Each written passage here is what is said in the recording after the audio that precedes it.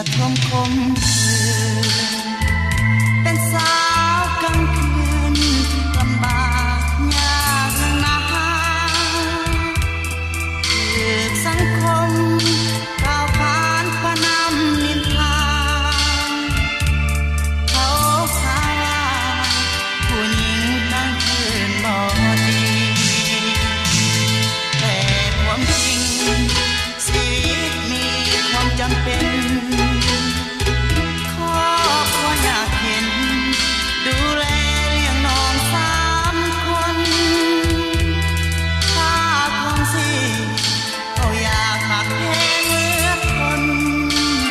จำต้องสู้เพราะจนเป็นคนผู้หญิงกลางคืนยิ้มแย้มแจ่มใสบริการก็เพื่อแลกกับเงินก่อนจะได้มามีใครห่วงข้างในคือหยาดน้ำตาแต่จำเป็นน้ำทางออกโซ่พอนี่ละชีวิตผู้หญิงกลางคืนหวานอมขมคืนหาเงินโดยความจำเป็นขายแต่เราอย่าเข้าใจว่าขายแนวอื่นจากใจผู้หญิงกลางคืนหวังว่าสังคมพอเข้าใจ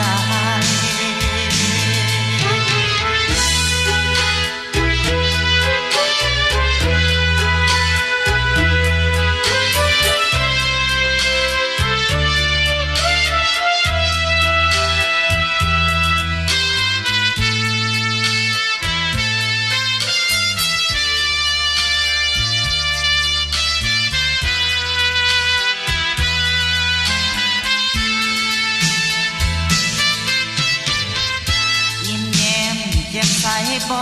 ริการแค่ก็เพื่อแลกกับเงินก่อนจะได้มามีใครห่วงข้างในคือหยาดน้ำตาแต่จำเป็นน้